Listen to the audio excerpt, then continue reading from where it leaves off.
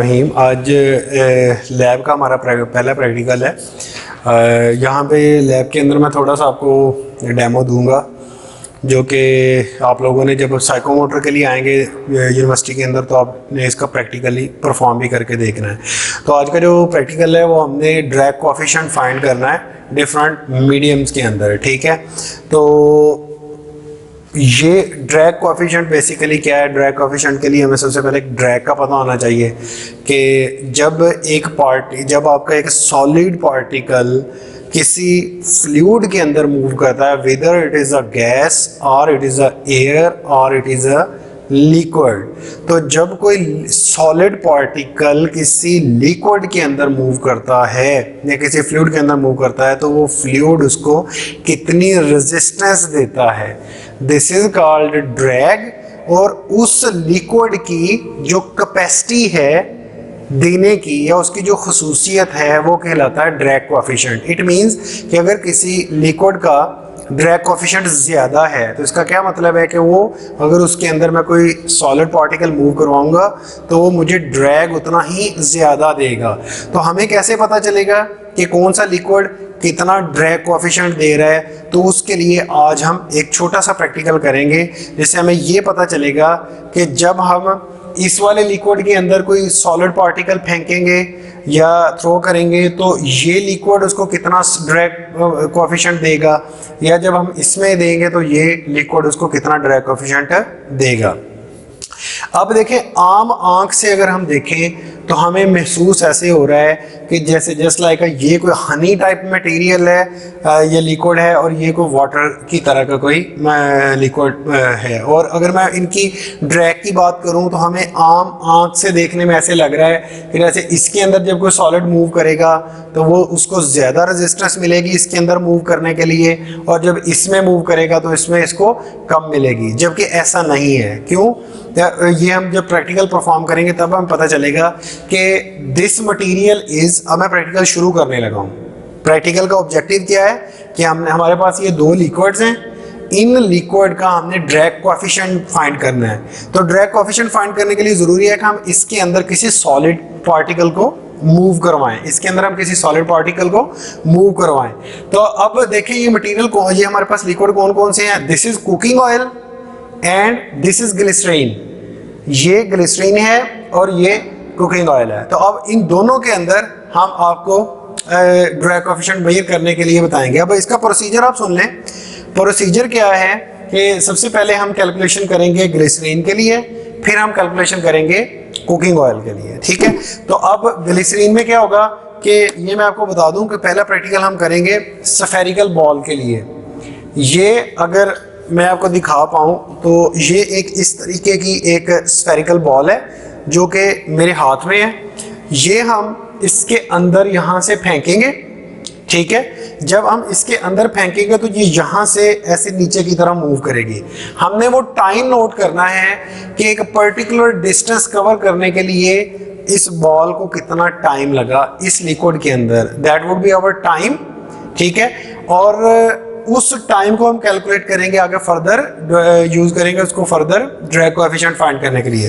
तो यहाँ पे पहला स्टेप क्या हुआ कि मैंने इस ऑपरेटर्स को सेट किया, देन मैंने एक स्फेरिकल बॉल को इसके अंदर ड्रॉप करना है, स्टेप नंबर 2। और स्टेप नंबर 3 क्या है कि मैंने इसके ऊपर डिस्टेंस फिक्स करना है ताकि मैं उस डिस्टेंस के लिहाज से टाइम फिक्स कर सकूं, ठीक है। तो मैं आपको इसका डिस्टेंस दिखाता हूं कि अगर आप इसको देख पाओ तो ये ग्लिसरीन है, ठीक है। और ये अगर आप इसको देख पाओ तो ये इसके ऊपर एक स्केल लगा हुआ है, ये देखें, ये इसके ऊपर एक स्केल लगा हुआ है जिसके ऊपर लिखा हुआ है 1 फीट।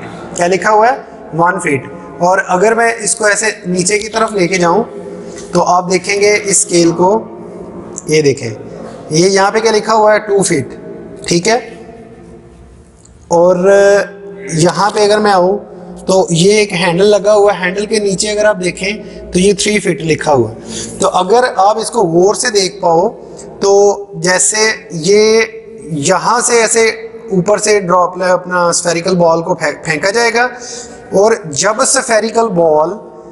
आपकी स्फेरिकल बॉल इस 1 मीटर के ऊपर पहुंचेगी ना, आपने स्टॉप वॉच ऑन कर देनी है। स्टॉप वॉच ऑन करेगी और ये यहाँ से लेके यहाँ तक ये कितना डिस्टेंस इसने कवर किया, that is 1 feet. 1 feet distance cover करने के लिए उसको कितना टाइम लगा वो आपने नोट कर लेना है, और 2 फीट से 3 फीट कवर करने के लिए उसको यहाँ तक आने के लिए कितना टाइम लगा वो आपने टाइम नोट कर लेना है। ठीक है, आपने इसका टाइम नोट कर लेना है। क्या नोट कर लेना है? इसका टाइम नोट कर लेना है। जस्ट हमने यही प्रैक्टिकल परफॉर्म करना है कुकिंग ऑयल के लिए। अब मैं थोड़ा सा आपको करके दिखाता हूं। आप देखें स्टेप नंबर 1। अच्छा, अब आप ऐसा करें कि आप लोग अपना अपना मोबाइल ऑन कर लें, ठीक है, और इसको ना मेजर करना शुरू करें कि जब मैंने इसको फेंकना है, जब ये मैं ऊपर से फेंकूंगा तो ये बॉल जब ऐसे 1 फीट से नीचे आना शुरू होगी 2 फीट तक, तो एक टाइम हमने यहाँ पे कैलकुलेट करना है, ठीक है, और जब 2 फीट से 3 फीट पे आएगी तो एक टाइम हमने तब कैलकुलेट करना है। तो इसमें जब आप लोग यहाँ पे आओगे करने के लिए तो हम क्या करेंगे कि 2 बच्चों को हम एट अ टाइम मोबाइल पकड़ा देंगे। एक को कहेंगे कि जब 1 फीट से 2 फीट तक आए तो आपने तब टाइम नोट करना है, और जब 2 फीट से वो पास करने लगे तो दूसरे बच्चे को हम कह देंगे कि वो तब अपना टाइम ऑन करे। तो चूंकि ये ऑनलाइन क्लास है तो इस ऑनलाइन में मैं आपको इसका मतलब कलेक्टिवली मतलब 1 फीट से 2 फीट जाने का एक टाइम मैं आपको बता दूंगा, और यहाँ से यहाँ तक जाने के लिए जो टाइम लगेगा मैं वो बता दूंगा। ठीक है, तो अब हम स्टार्ट करते हैं। ये जी मैंने इस बॉल को फेंका, ये देखें ये बॉल आ रही है नीचे, ठीक है, कितना कम, और ये अभी जैसे F1 से गुजरी है ना तो मैंने इसका टाइम नोट कर लिया है, ठीक है। और ये देखिएगा जी जैसे 2 फीट से के करीब से गुजरेगी ना, मैंने इसका दोबारा फिर टाइम नोट करना है। ये देखें, पहले वाले ने यहाँ पे स्टॉप वॉच बंद कर दी, दूसरे वाले ने स्टार्ट कर दी। तो ये यहाँ पे बॉल आती आती यहाँ पे ये जब 3 फीट के करीब से गुजरेगी ना, देखें इसकी स्पीड बढ़ रही है अब आहिस्ता आहिस्ता, क्योंकि ये एक्सेलरेशन गेन कर, ये यहाँ पे हमने स्टॉप वॉच जो है वो बंद कर दी। ठीक है, इस तरीके से एक बॉल फेंकी, एक हमने स्फेरिकल बॉल फेंकी, जब वो F1 के करीब से गुजरा, F1 से लेके F2 तक हमने एक टाइम नोट कर लेना है, और जब 2 फीट से 3 फीट तक गया तो तब भी हमने दूसरा टाइम नोट कर लेना है। फिर इन दोनों टाइम्स की हमने क्या ले लेनी है, एवरेज ले लेनी है। समझ लगी? तो पहली ये 3 रीडिंग्स हम लेंगे। पहली रीडिंग, पहला टाइम नोट किया, ठीक है, पहला टाइम पहले फिट के लिए, दूसरा टाइम दूसरे फिट के लिए। तो ये जो प्रोसीजर है ये हमने एक्सप्लेन किया किसके लिए, ग्लिसरीन के लिए। जैसा कि आपने देखा कि ग्लिसरीन के लिए जो विस्कोसिटी थी वो बहुत ज़्यादा थी, और इसमें हमें जो ड्रैग था वो बहुत ज़्यादा मिल रहा था एज कंपेयर टू जब मैं यही स्फेरिकल बॉल ये वाली स्फेरिकल बॉल मैं कुकिंग ऑयल के अंदर फेंकूंगा, तो इसमें भी सेम वही प्रोसीजर है कि जब ये 1 फीट से 2 फीट तक आएगा एक टाइम नोट करना है, और जब 2 फीट से 3 फीट के लिए आएगा तो हमने एक दूसरा टाइम नोट करना है। ठीक है, तो ये हम जब करेंगे तो ये अराउंड ये यहाँ से यहाँ तक ये ऑलमोस्ट 1 सेकंड लेगा, और यहाँ से भी यहाँ तक जाने के लिए वो 1 सेकंड लेगा। ये देखिएगा वो जा रहा है। ठीक है, मैं दोबारा फिर एक मरतबा आपको करके दिखा देता हूँ। देखें कुकिंग ऑयल में देखें कितनी स्पीड से जा रहा है। ठीक है, तो कुकिंग ऑयल में हमें विस्कोसिटी कम मिलती है, ग्लिसरीन के लिए हमें विस्कोसिटी ज्यादा मिलती है। तो इन दोनों की रीडिंग का जो टेबल है वो मैं आपके साथ शेयर कर देता हूं अभी। ठीक है, आप इस वीडियो के अंदर उसका ये देख लीजिएगा कि इसका हमने आगे फर्दर ड्रैग कोएफिशिएंट कैसे फाइंड करना है। तो इसका प्रोसीजर बड़ा सिंपल है, मैं इसको रिपीट कर देता हूं कि ये ग्लिसरीन है, ग्लिसरीन के अंदर आपने वो बॉल फेंकनी है और आपने डिस्टेंस नोट कर लेना है, और हर डिस्टेंस के अगेंस्ट आपने इसका टाइम नोट कर लेना है कि जी उसको यहाँ से लेके यहाँ तक 1 फीट जाने में कितना टाइम लगा है, और 1 फीट से 2 फीट जाने के लिए उसको कितना टाइम लगा है। तो ये 2 टाइम आपने नोट कर लेने हैं। ठीक है, तो इनको नोट करने के बाद देन आपने फार्मूले में प्लग करना है और आपने ये प्रैक्टिकल परफॉर्म कर लेना है। ठीक है, तो चलें जी अब हम इसकी ना कैलकुलेशन स्टार्ट करते हैं।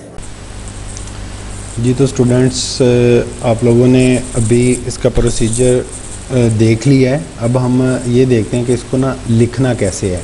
तो सबसे पहले जो आपका आएगा ऊपर, सबसे पहले आएगा ऐसे experiment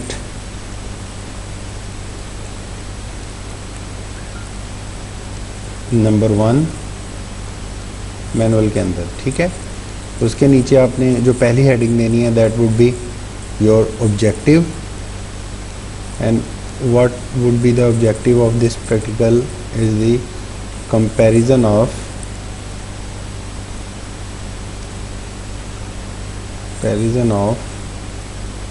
drag coefficient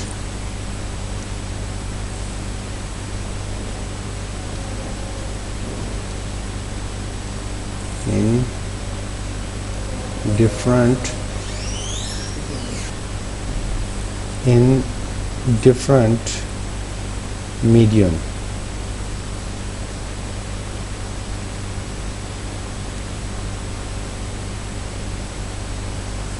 For spherical ball, ठीक है। हमने जैसे कि अभी प्रोसीजर में देखा है कि हमने 2 मीडियम्स लिए हैं, उसके अंदर हमने इसको किया है, जिसमें हमारा एक ग्लिसरीन था और एक कुकिंग ऑयल था, ठीक है। देन आप लोगों की हेडिंग जो आएगी वो आएगी थ्योरी की, ठीक है। थ्योरी में बेटा ये वो हेडिंग है जो मैं हर प्रैक्टिकल में स्टूडेंट्स को अलाउ करता हूँ डिपेंडिंग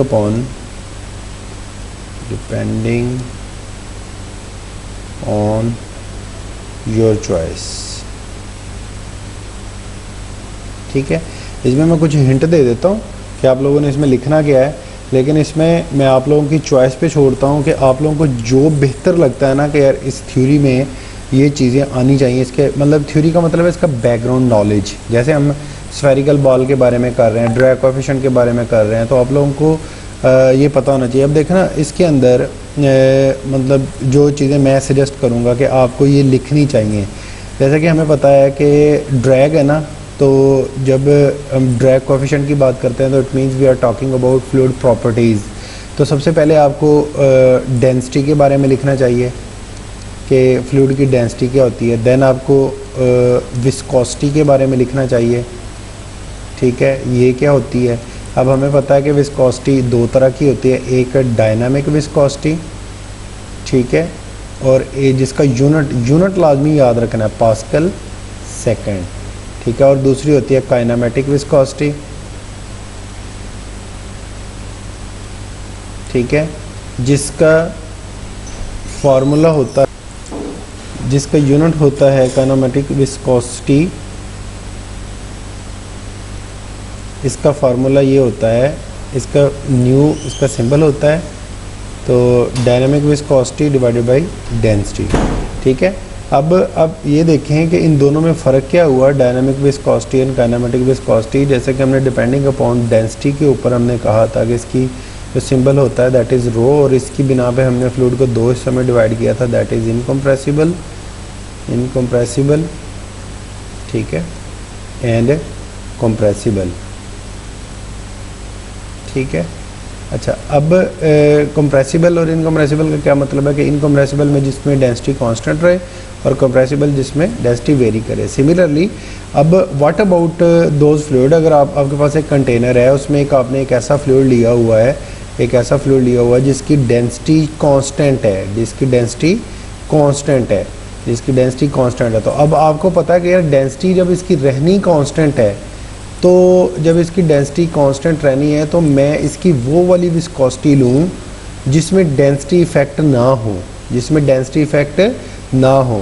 तो ये जो काइनेमेटिक विस्कोसिटी है, अगर आप इसको गौर से देखो तो इसमें ये जो विस्कोसिटी है आपके पास, इस विस्कोसिटी को हमने डिवाइड किया हुआ है डेंसिटी से। किससे डिवाइड किया हो? डेंसिटी से। तो अगर मैं कहूँ कि मेरे पास एक फार्मूला है, लेट्स फॉर एग्जांपल मैं कहता हूँ कि F is equal to A and B, कोई प्रोडक्ट है A एंड B, मैं कहता हूँ कि यार इसमें से B के इफेक्ट निकाल दो, तो आप क्या करोगे? F को डिवाइड कर दोगे B के ऊपर, F को डिवाइड कर दोगे B के ऊपर। तो अब मैं कह देता हूँ कि अंडरस्टूड है कि F ओवर B को मैं एक नया नाम दे देता हूँ, मैं कहता हूँ कि F over B let's suppose it's D and which is equal to A। तो इसका मतलब ये है कि अब मैं जब D की बात करूँगा तो इसमें जस्ट A का इफ़ेक्ट आएगा, B का इफ़ेक्ट जो है वो इग्नोर कर दिया है। क्यों इग्नोर कर दिया? कि मुझे पता है कि जब मैंने डी को करना है तो मैं क्या करूँगा, फार्मूले को जब मैं ए को कैलकुलेट कर लूँगा, ए को कैलकुलेट कर लूँगा, और जब ए की वैल्यू लेट्स सपोज को 10 आ जाती है तो मैं क्या करूँगा, डी की जगह एफ ओवर बी रखूँगा। अब मुझे पता है कि बी की वैल्यू क्या है, कांस्टेंट, तो कांस्टेंट को उधर जाके मल्टीप्लाई करवा दूँगा, कांस्टेंट को उधर जाकर मल्टीप्लाई करवा दूँगा, तो मेरे पास क्या निकल आएगा, एक उसकी वैल्यू निकल आएगी डी की, ठीक है, मेरे पास निकल आएगी वैल्यू, सॉरी एफ की वैल्यू आ जाएगी मेरे पास। तो ये अब लिखना नहीं है, ये जस्ट मैं समझाने के लिए कोरिलेशन मैंने डेवलप किया कि फॉर एग्जांपल कोई भी मेरे पास एक रिलेशन था that is F is equal to A B, और मैं कहता हूँ कि यार बी के इफेक्ट एलिमिनेट कर दो, तो एलिमिनेट का मतलब ये होता है कि आप उस चीज़ को उससे डिवाइड कर दो, ठीक है। और अगर मैं कहता हूँ कि उस चीज़ में इनकॉर्पोरेट कर दो, अगर बी इनकॉर्पोरेट करना होता हमने तो क्या करना था, इसको बी से मल्टीप्लाई कर देना। तो काइनेमेटिक विस्कोसिटी ऐसी विस्कोसिटी होती है जिसमें डेंसिटी इफेक्ट इंक्लूड नहीं होते, यानी कि जो फ्लूइड इनकम्प्रेसिबल होते हैं उसके लिए हम जो विस्कोसिटी लेते हैं दैट इज़ काइनेमेटिक विस्कोसिटी, ठीक है। और जो इनकम्प्रेसिबल फ्लूइड्स होते, जो कंप्रेसिबल फ्लूइड्स होते हैं उनमें डायनामिक विस्कोसिटी आती है। और रियल लाइफ में मोस्टली फ्लूइड्स जो हैं, मतलब मेजॉरिटी 99% फ्लूइड्स जो हैं वो आपके कंप्रेसिबल होते हैं, मतलब with the effect of temperature and pressure उनकी जो विस्कोसिटी है वो चेंज होती है, तो इसलिए हम डायनामिक विस्कोसिटी लेते हैं। तो जो नॉर्मली हम बात करते हैं ना कि विस्कोसिटी ऑफ वाटर या विस्कोसिटी ऑफ हनी, तो हम बेसिकली डायनामिक विस्कोसिटी की बात कर रहे होते हैं। काइनेमेटिक विस्कोसिटी का मतलब होता है कि अनटिल या अनलेस के उसको डिफाइन किया जाए उस चीज़ को। तो आपको पहला तो डेंसिटी के बारे में लिखना चाहिए, दूसरा विस्कोसिटी के बारे में लिखना चाहिए। अब मैं ये चीज़ें मैंने क्यों दोबारा एक्सप्लेन की हैं, ये नो डाउट कि हमने ये FM1 के अंदर की हुई हैं, लेकिन ये कि वाईवे के अंदर इसी तरह की चीज़ें पूछी जाती है। देन आगे viscosity profile, you should explain viscosity profile. वो था ना वो प्लेट वाला, ये वाला प्लेट वाला, ठीक है। तो अगर ऊपर वाली प्लेट को, अगर इन दोनों के दरम्यान एक लिक्विड भरा हुआ है इसे, ठीक है, इन दोनों प्लेटों के दरम्यान एक लिक्विड है इन दोनों के दरम्यान, ठीक है। अगर ऊपर वाली प्लेट को मैं कोई किसी वी वेलोसिटी से मूव करवा दूं तो ऊपर वाली लेयर जो है वो सबसे हाईएस्ट वेलोसिटी पे मूव करेगी, नीचे वाली थोड़ी सी कम, उससे नीचे वाली कम, ये वेलोसिटी इसकी ज़ीरो है, तो ये वाली रेस्ट पे होगी, ठीक है। तो अगर मैंने इस लाइन की विस्कोसिटी की इक्वेशन लिखनी है तो मैं क्या करूँगा, shear stress is directly proportional to किसके हो जाएगी, partial u by partial y के, ठीक है, या पार्शियल, इसको अगर मैं ये हॉरिजॉन्टल था तो इसको मैं u का नाम दे देता हूँ, ठीक है, u इज इक्वल टू, और इसको u इज इक्वल टू 0। अभी देखें इसका क्या मतलब है कि यहाँ पे जो मैंने शेयर स्ट्रेस का क्यों मैं वर्ड यूज़ कर रहा हूँ, क्योंकि शेयर स्ट्रेस सरफेस के अलोंग पैरेलल लगती है। तो अब जब मैंने इस शेयर स्ट्रेस अप्लाई की और ये जो प्लेट अपर प्लेट थी वो किसी u वेलोसिटी से मूव की, तो ये जो हॉरिजॉन्टल एक आपके पास लाइन अचीव हुई है, इसकी स्लोप कैसे बनेगी, ये बनेगी कि चेंज इन u, मतलब ऊपर वाली लेयर का सबसे ज़्यादा u है हॉरिजॉन्टल x डायरेक्शन में वेलोसिटी, उससे नीचे वाले की कम है, उससे नीचे वाले की कम है। तो इसका मतलब ये है कि मैं जैसे जैसे y में मूव कर रहा हूँ, अगर ये मेरा y है और ये मेरा x है, तो इसका मतलब है कि मैं जैसे जैसे x में मूव कर रहा हूँ, इसका मतलब है कि जैसे जैसे मैं y में मूव कर रहा हूँ तो हर y के ऊपर मुझे एक u मिल रहा है जो कि चेंज हो रहा है, जो कि इंक्रीज़ हो रहा है। तो इसका मतलब ये हुआ कि शेयर स्ट्रेस में जितनी ज़्यादा लगाता जाऊँगा उतनी ही ये जो चेंज है y के अंदर वेलोसिटी की जो चेंज है वो सवियर होगी। और ये जो है इन दोनों के दरमियान जो कोरिलेशन है वो किस चीज़ पे डिपेंडेंट करेगा, दैट वुड बी विस्कोसिटी। तो शेयर स्ट्रेस जो है वो इक्वल किसकी हो जाएगी, डायनामिक विस्कोसिटी कांस्टेंट, यानी कि जिसको कहते हैं कि ये प्रोपोर्शनैलिटी कांस्टेंट को ख़त्म करके हमने इक्वल कर दिया, तो इक्वल वो जो कांस्टेंट आता है ना वो आता है उसकी प्रॉपर्टी का, ठीक है। तो partial u by partial y, ठीक है, this is Newtonian law of fluid mechanics. तो ये आपको लिखना चाहिए इसके अंदर, ठीक है। और इसके अलावा आपको ड्रैग फोर्स के बारे में लिखना चाहिए इसमें, ठीक है। ड्रैग फोर्स ये क्या होती है इसके बारे में लिखना चाहिए आपको। ड्रैग कोएफिशिएंट के बारे में लिखना चाहिए आपको, ठीक है। अच्छा, ड्रैग फोर्स के बारे में थोड़ा सा बता देता हूँ। वैसे तो चैप्टर नंबर 11 जो है वो टोटली इन्हीं चीज़ों का ही है, ड्रैग फोर्स, लेकिन मैं थोड़ा सा बता देता हूँ कि जो हमारे पास ड्रैग फोर्स होती है ना, ये प्रोपोर्शनल होती है आपकी डेंसिटी, वेलोसिटी के स्केयर और एरिया के, ठीक है। और नॉर्मली हम इसका इफेक्ट जो है ना वो हाफ, एक पैरामीटर लगाते हैं, हाफ कंसिडर करते हैं इसको, ठीक है। ये चैप्टर नंबर 11 के अंदर मैं इस चीज़ को बताऊंगा। तो अब ये जो ड्रैग फोर्स है, जब एक बॉडी मेरी किसी एयर में मूव कर रही है, तो अगर बॉडी का एरिया ज़्यादा तो तब भी ड्रैग फोर्स ज़्यादा होगी, अगर उसकी वेलोसिटी ज़्यादा है तो तब भी ड्रैग फोर्स ज़्यादा होगी, अगर उसकी डेंसिटी ज़्यादा है तो तब भी उसकी ड्रैग फोर्स ज़्यादा होगी। तो ये सारे डायरेक्टली प्रोपोर्शनल है। तो इस कांस्टेंट ऑफ प्रोपोर्शनैलिटी को ख़त्म करने के लिए हम क्या लगा देते हैं, अब कौन सा कांस्टेंट आएगा, that would B CD, coefficient of drag, ठीक है, हाफ U स्क्वायर A, ठीक है। ये that is the formula of drag coefficient. ये हम चैप्टर नंबर 11 के अंदर जाके इनकी डेरिवेशन भी करेंगे कि ये क्या होता है, समझ लगी। तो ये आप लोगों ने मतलब आपके इसके अंदर लिखना चाहिए थ्योरी के अंदर। इसके अलावा जो आपको बेहतर लगे you can put in the section of theory, and most of the cases I would like to ask only those question which you have written in theory section. तो मैं सिर्फ आपसे ये पूछूंगा कि अच्छा आपने ये लाइन लिखी है तो मुझे बताओ इसका क्या मतलब है, ठीक है। तो उसमें मैं सिर्फ वाइवे के अंदर आपका जो थ्योरी वाला पार्ट है, अगर उसमें आप उसमें मैं उसमें ये नहीं कहूँगा कि आपने फ़लाँ पार्ट क्यों नहीं लिखा, मैं आपसे ये पूछूंगा कि आपने जो लिखा है वो क्या लिखा है, उसकी अंडरस्टैंडिंग है आपको। अच्छा, अगर अंडरस्टैंडिंग नहीं थी तो आपने मुझसे पूछा क्यों नहीं, ठीक है। तो आपको कंसल्ट करना चाहिए ना, टीचर को बताना चाहिए कि सर मुझे समझ नहीं लगी इस चीज़ की, ठीक है। तो अच्छा, उसके बाद आ जाएगा आपका एक्सपेरिमेंटल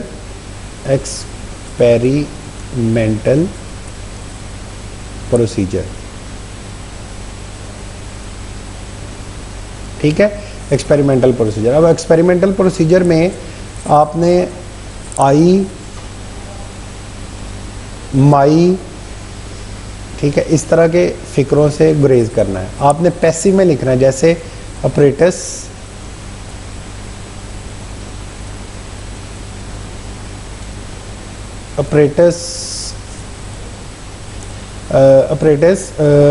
नहीं ऐसे, इसको सेट द apparatus correctly, ठीक है, नंबर 1 पॉइंट। नंबर 2 देन फिर क्या किया, no differentiate the liquid between glycerine and cooking oil, ठीक है। फिर उसके बाद आप कह सकते हो कि हमने स्टॉप वॉच रेडी की, then ready the software stop watch, then initially spherical ball was dropped. तो इस तरीके से आप लोगों ने इस चीज़ को पैसिव के अंदर लिखना है। जो प्रोसीजर आपने लिखना है that would be in passive, ठीक है। तो आई माई वाले आपने फिक्रे इसके अंदर यूज़ नहीं करने। तो एक्सपेरिमेंटल प्रोसीजर के आपने 4-5 स्टेप्स लिखने हैं, ठीक है। और उसके बाद देन आप लोगों की आ जाएगी ऑब्जर्वेशन एंड कैलकुलेशन। क्या आएगा आपके, ऑब्जर्वेशन एंड कैलकुलेशन, ठीक है। इसके अंदर थोड़ा सा आप लोगों ने देखना है कि हमने इसको कैसे करना है। तो इसकी मैं थोड़ी सी रीडिंग आपको प्रोवाइड कर देता हूँ ऑब्जर्वेशन एंड कैलकुलेशन के लिए, ठीक है। ये देखिए, ग्लिसरीन की प्रॉपर्टीज़ ये हैं जो आप लोगों ने यूज़ करनी है, ठीक है। ग्लिसरीन की प्रॉपर्टीज़ ये हैं। इसकी जो डायनामिक विस्कोसिटी है, अब डायनामिक विस्कोसिटी को मैं ऐसे इस सिंबल से शो कर रहा था, यहाँ पे ईटा से शो किया हुआ, तो जिससे मर्जी आप शो कर लें। इसकी विस्कोसिटी है 0.950 पास्कल एंड आपने इसका मुझे रेफरेंस देना है नेट से देख के ये कहाँ से ली गई है। देन आपकी जो ग्लिसरीन की डेंसिटी है वो भी इतनी है, तो आपने मुझे इसकी ये जो इस किलोग्राम सेंटीमीटर क्यूब से हम किलोग्राम पर मीटर क्यूब के अंदर आए हैं, आपने मुझे इसका भी रेफरेंस देना है कितना कहाँ से आया। दैन जो हमने स्फेरिकल बॉल मैंने आपको वीडियो में दिखाई है उसका जो रेडियस था दैट वाज 0.73 इंटू 10⁻³ मीटर। तो आपने यही चीज़ मुझे के अंदर प्लस सेंटीमीटर के अंदर कन्वर्ट करके भी मुझे दिखानी है in the form of separate page.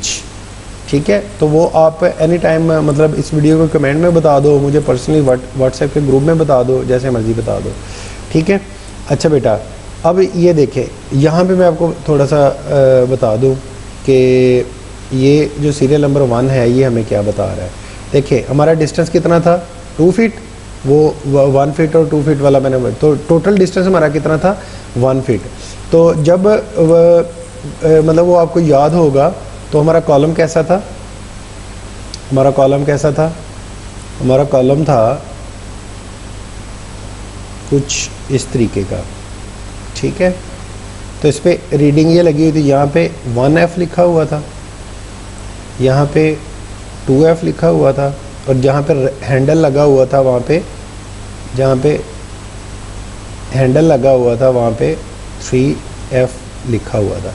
तो जैसे ही बॉल इस 1F से गुजरी हमने स्टॉप वॉच ऑन कर दी, और स्टॉप वॉच जब बॉल इधर पहुँची तो हमने स्टॉप वॉच बंद कर दी। तो इसी टाइम इंस्टेंट पे दूसरे स्टूडेंट ने स्टॉप वॉच ऑन की और यहाँ पे आकर उसने स्टॉप वॉच बंद कर दी। तो ये हमारे पास T1 आ गया और ये हमारे पास T2 आ गया। तो ये हम जब आप साइकोमोटर के लिए आएंगे तो आपने खुद भी ये रीडिंग नोट करनी है। तो पहले टाइम इंस्टेंट के लिए हमारे पास जो रीडिंग है वो 82 सेकंड आई और दूसरे के लिए 56 आई। ठीक है, तो इन दोनों का हमने सम कर लिया। ठीक है, सम करने के बाद जो हमारे पास टोटल टाइम आया that is this. Total time कितना आया 138 सेकेंड्स। तो आपने टोटल टाइम हमारे पास इतना आ गया। ठीक है, ओके। अब हमने मतलब अच्छा आपने इसके लिए रीडिंग्स यही रखनी है, ये मैं अगली असाइनमेंट बताता हूँ कि आपने क्या करनी है। अच्छा, उसके बाद ये हमारे पास टाइम आ गया टोटल टाइम। तो हमारे पास वेलोसिटी का फार्मूला क्या होता है डिस्टेंस डिवाइडेड बाय टाइम। तो इधर से हमने इसको डिवाइड किया तो हमारे पास डिस्टेंस डिवाइडेड बाय टाइम आ गया। ये मैं कैलकुलेशन करके भी दिखा देता हूँ आपको। देखिए ये वेलोसिटी हमारे पास क्या आ गई डिस्टेंस डिवाइडेड बाय टाइम, तो हमारे पास वेलोसिटी इस चीज़ के बराबर आ गई। तो हमारे पास फोर्स का क्या फार्मूला होता है 6 पाई ईटा आर वी। ठीक है, 6 पाई ईटा आर वी। ठीक है, this is a relation in which you can find its proof या इट्स अंडरस्टैंडिंग। अच्छा, ये रिलेशन जब हम चैप्टर नंबर 11 पढ़ेंगे तो उसके अंदर भी ये रिलेशन आएगा, तो वहीं पे भी बड़ा बेसिकली एक्सप्लेन हो जाएगा। तो ये हमने फोर्स 6 इधर ही आ गया, पाई इधर आ गया। ठीक है, ईटा हमें पता है ग्लिसरीन का, रेडियस बॉल का हमें पता है और वेलोसिटी हमने फाइंड कर ली है। ठीक है, इन सारों को कैलकुलेट करेंगे तो आपके पास ये फोर्स आ जाएगी। इस फोर्स से हमें पता है कि हमारे पास जो ड्रैग फोर्स होती है वो होती है half CD rho A V square के। किसके बराबर होती है रो A V स्क्वायर के। तो अब हम क्या करेंगे, अब हम ये करेंगे कि हमने ये यहाँ से CD निकाल लिया तो वो किसके बराबर आ गया, वो आ गया 2FD divided by rho A V square के। ठीक है, तो ये फार्मूला में 2 वैसे ही आ गया, F की जगह पे ये जो हमने निकाली है ये वैल्यू पुट कर दी यहाँ पे। और डेंसिटी हमें पता है ग्लिसरीन की कितनी है, हमने उसके रेडियस से उसका एरिया निकाल लिया और हमें वेलोसिटी इसकी पता है कितनी है। तो उधर से हमारे पास ये कोएफिशिएंट ऑफ ड्रैग आ गया। ठीक है, तो ये इस तरीके से आपने इधर इसको प्लग इन कर देना है इस वैल्यू को। ठीक है, तो यहाँ पे ये फोर्स आ गई और ये आपके पास ड्रैग आ गई। सिमिलरली आपने यही एक्सपेरिमेंट 2 के लिए करना है और यही 3 के लिए करना है। व्हाट अबाउट कि अगर मैं एक काम करूँ, मैं इस टाइम का एवरेज ले लूँ, मैं कहूँ कि जी मेरे पास T = T1 + T2 divided by 2 है। ठीक है, तो अगर मैं इसी टाइम का एवरेज ले लूँ तो मेरे पास जो एवरेज टाइम आएगा वो कितने डिस्टेंस के लिए आएगा, ज़रा सोचो। That would B for 1 fit के लिए, 1 फिट के लिए एवरेज निकलेगी हमारे पास, क्योंकि ये 2 टाइम है ना, तो ये एवरेज टाइम जो एक टाइम T1 के लिए लग रहा है वो हमें 1 फिट के लिए देगा वो। तो अब आपने यही टेबल दोबारा कंस्ट्रक्ट करना है फॉर 1 फिट के लिए। आपने डिस्टेंस 1 फिट पुट करना है यहाँ पे, उसको मीटर में कन्वर्ट करके, ठीक है। अब मैं लिख देता हूँ, make this table for average time, ठीक है। तो उसमें आपका डिस्टेंस चेंज हो जाएगा, टाइम चेंज होगा और बाकी प्रोसीजर यही रहेगा, ठीक है। ये हो गया ग्लिसरीन का। अब कुकिंग ऑयल में हम आ जाते हैं। कुकिंग ऑयल में जो हमारी डायनामिक विस्कोसिटी है वो देखिए कितनी कम है, वो 0.0 आ गया यहाँ पे पहले उसका 0 नहीं था, मतलब ग्लिसरीन की विस्कोसिटी ज़्यादा थी। डेंसिटी ये आ गई और रेडियस हमारा क्या रहा, सेम रहा। तो आपने कुकिंग ऑयल के लिए भी वो ऊपर वाला टेबल जनरेट करना है, कुकिंग ऑयल के लिए भी ऊपर वाला टेबल जनरेट करना है, जिसमें आपने at the end CD find करना है। क्या करना है, CD फाइंड करना है। लेकिन उसके लिए ज़रूरी है कि आपको इसके टाइम की पता हो, ठीक है। डिस्टेंस पहले आपने, अच्छा इसमें चूँकि बॉल बहुत स्पीड से नीचे गई थी तो इसलिए इसकी एवरेज लेने की ज़रूरत नहीं है। तो आपने सिंपल जो डिस्टेंस है, डिस्टेंस इस टेबल के लिए वो 2 फिट रखना है, ठीक है। और इसमें जो रीडिंग नंबर 1 में, अब रीडिंग नंबर 1 में जो T1 था वो आपका आया था 1.3 सेकंड्स, ठीक है। और जो T2 था वो आया था आपके पास 1 सेकंड। अब याद है ना कि ये जो T2 है दूसरे फिट के लिए जो टाइम है ये कम क्यों आ रहा था, क्योंकि वो बॉल एक्सेलरेशन गेन कर रही थी वहाँ पे। और दूसरी रीडिंग के लिए T1 कितना आया, T1 आया आपके पास 1.9 सेकंड, ठीक है। और T2 कितना आया आपके पास, दैट इज़ 1.43 सेकंड्स, ठीक है। और T3 रीडिंग नंबर 3 के लिए T1 कितना आया आपके पास, दैट इज़ 2.5 सेकंड। और T2 कितना आया, that would B 2.43 seconds. In readings को आपने यूज़ करके, इन रीडिंग को यूज़ करके आप लोगों ने कुकिंग ऑयल का ग्राफ एक जनरेट करना है और उसकी कैलकुलेशन करनी है। क्या करनी है, उसकी कैलकुलेशन। मिनिमम एक कैलकुलेशन तो आपने करके दिखानी है हमें, ठीक है। तो इसकी कैलकुलेशन करनी है।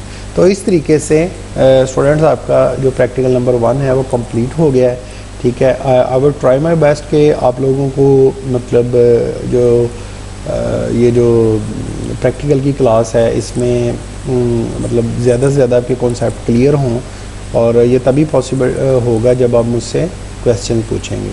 तो अपना बहुत सारा ख्याल रखिएगा। अल्लाह हाफिज़।